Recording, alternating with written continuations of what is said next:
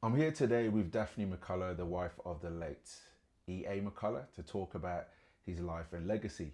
He made such an important contribution to gospel music here in the Midlands, and through this project, we want to capture those memories and stories that shaped not only his journey, but also the community around him. Daphne, thank you so much for being with us and for sharing your memories, affectionately known as Goddy. So we're going to talk about my godfather, the late E.A. McCalla. So in a few words, or you can just tell me, can you tell me a little about your husband and how he came to the UK and when he came? He came, I can't remember the time. You can't remember? I'll try. Do you remember what year it was? He came here in 1960. 1960. Yeah. Very long time ago. And from which part of the Caribbean, Jamaica, was he from? From Clarendon. From Clarendon? Okay. District of Clarendon. And where was you from? The same Clarendon. Clarendon as well? And can I ask how you met? In church. We were all Christians then. Okay. And we met in church. Okay. So what role did he play in music? Because I remember Gotti being a musician, but what instrument did he play? He played the little ukulele. The ukulele? He started with that one. Okay. Even in church and going around, he used that little ukulele. I don't know what else to call it. Yeah, the ukulele it's a little small guitar. Very small. Has 4 strings. So you said that he went around. What did he go around doing? Wherever he goes to church, anywhere else from our district, he bring it with him. Okay. And so he always been playing with it in church as well. Because there was no more music around those days. In the churches? In the churches. So, okay, so was he like the main musician in the churches? With his ukulele at the beginning. Was there anybody else playing along with him? Not with the ukulele. They started playing with him when he had the banjo. Right. That big one. Okay. You had Thompson, who died now. Okay. In America, and Ducky Burrell, he was playing the saxophone. Right. And Thompson was playing I can't remember the music he was playing, but the 3 of them linked together now and started to play and go all around the country. Amazing. So you had ukulele, was it 2 saxophones? Was Saxophone. Yeah. And a big guitar. A big guitar. Right. Was there any other tambourines or anything else involved in that music? When we were at our local church, we had tambourines as well. We had tambourines play along with the music. Okay. Yeah. Beautiful. So you've told me that he first started with the ukulele. So yeah. Was he taught to play this instrument? He was never taught. He taught himself. Taught himself? Nobody teach him how to play. So how did he then stop playing the ukulele and get onto the banjo? He stopped playing the ukulele when he went down to a place Footpath was working, and obviously my brother was there as well, one of my brother, and that's where he got to buy that banjo that he had. Okay. Is it the banjo that we still have today? Is that the same banjo? No, right. He did not the same banjo.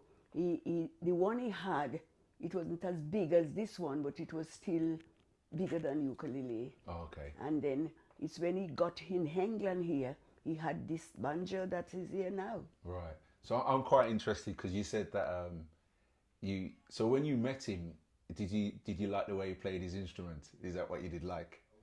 Not really. You did, got it, come on. No. Well, the playing of the music, it wasn't attractive to just me. Okay. It was attractive to the community. Right. Not just me. The playing of the music was attractive to the community. To the community. So what do you mean by that? Because wherever they have had concerts or revivals and all like this, programs, they always call him to play. Right. So was this a part of the Church of God of Prophecy? Yeah. In Jamaica? In Jamaica. Okay. So he was one of the main musicians. They He would was. call him. So he's known as it would have been known now as a session musician, somebody that's just going around and providing the music for all the churches within that area. Is that fair to say? He would leave from our church where we were and went to different churches, but in the same body. Okay. The same body. I understand that. So, so you're saying you came across to England in 1960? He came, yeah. Yeah, he came in 1960. Did that stop him from playing his now banjo? When he came to England? Yeah. No. That's where he came and bought this massive one. Okay. And start playing again. Right. Okay. So, in the church services, would there be any other instruments? Now we've come to the UK in 1960. There's the banjo being played by Gotti, my godfather, E.A. McCalla. Yeah, in the church now, there comes Ducky, Brother Burrell, and Thompson. Right. They were still here with their music, but in a different church, not in Prophecy, but not where he was at the time. Right. But if they are to play, they would get together, go into a concert or a program, they would go together. So which church was Gotti at? In England? Yeah. When he came to England, he went to Grove Lane. Grove Lane. And then where was Ducky and Thompson? They were here in England as well. And which church were they at? Ducky was in Aberdeen Street, not now. Peel Street? Peel Street. Peel Street. Okay. So, and if I remember Peel Street now that's more over Handsworth side. Yeah, Peel Street is near where the new church is now. Yeah.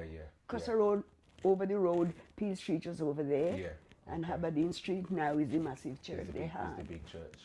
Okay, that's interesting to know. So, as he started to play, he then, from what I understand, did he go into the ministry, or was he already in the ministry when he came He came here as an evangelist, but when he was appointed evangelist in Jamaica, and then when he came here, he get his license as a licensed evangelist as well.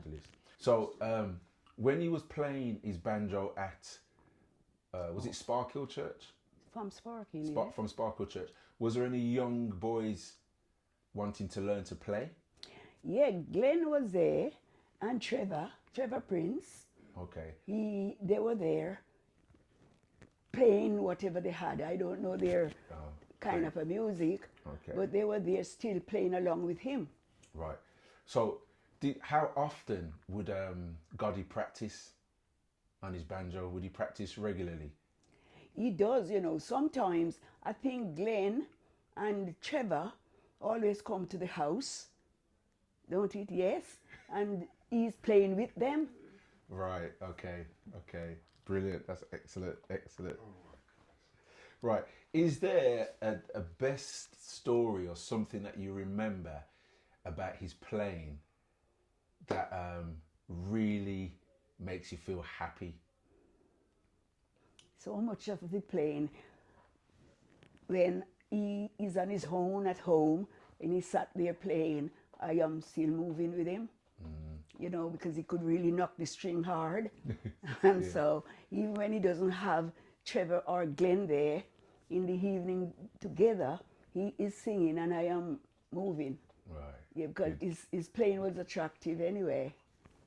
So when you hear some of the old, all right, as you're saying that, which was one of his favourite songs he liked to play on the banjo? Did he have any favourite songs from like the Banner Hymn or the Hymns of Glorious Praise? Well, he not even he had this one, When His Wounded Hand Touched Mine, Jesus set me free, and now I'm happy because His wounded hand touched mine. Right. I'm listening in with that now. When His wounded hands touch mine, When his wounded hands touch mine. Onward. Oh, and he'd play that. Oh God, he could box it well. Because I remember I was fortunate to get his banjo fixed, and I brought it down to the house, and he just took, and he hadn't played it for years, and he just took it out the case and started playing. I remember. Yeah, you remember that? Oh yeah. And I think that may have been the first and last time he played it, if I remember. I don't think he played it again after that time. But if he did, I'm not sure. But that memory there, I'll always. Yeah, at that time he did play it when you repair it. Oh, good. Because he always sat there playing because he hadn't gone hill anymore. Oh. So he always been playing it since you repair it for him. Oh, that's great. Yeah. That's good. So when you hear gospel music today, what memories of him come back to you? When you hear gospel, especially more so the old songs that you like, well, what memories of him come back? When the whole song are playing today, so much of his song that really come re-eminence in me. Can't remember them now anyway. But he had a song he always sing. Jesus on the main line, tell him what you need. Jesus on the main line, tell him everything. Since he set me free, I'm happy. Now Jesus is on the main line. Tell him what you need. Oh, great. So what would you like future generations to know about his playing? What would you like them to know? What was important about his playing that you could pass on to future generations? If they will accept it, the future generation, when they are playing, especially in church, they must play in the spirit. Because that's playing is good, but under this anointing, the playing alone can draw people to God.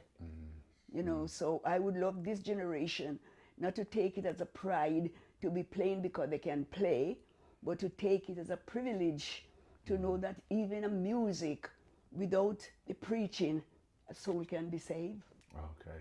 There was a story that you shared with me before about a certain policeman. Yes.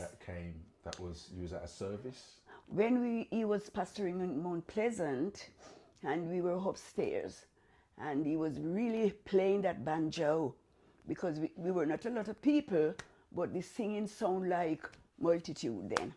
And here comes this policeman, came up. I was frightened, and he himself was frightened, because he never knew why he came. So at the same time, he stopped playing the banjo, and the police stood at the door, and he came in and said hello. And he says to him, you impressed me, you know, with that music. I heard it, and that's what brought me up here. And he would be glad if you could allow some more young people to come in to get to know this music. Get them off the road, let them come in and listen to your music. Amazing. So that must have been many years ago, because Mount Pleasant, you're talking, that would have been in the 80s? Yeah, early 80s? Could be that, yes. Yeah. Because when he was in Mount Pleasant, and after that, that was his last The pastoral. pastoral. Yeah, so that would have been, so that's over 30 long years long ago. years, Yeah. long years, yeah. That's a great memory. Well, thank you, Daphne. Thank you for sharing these memories of E.A. McCalla with us. It's been an honor to hear about his life, his music, and the legacy he's left behind.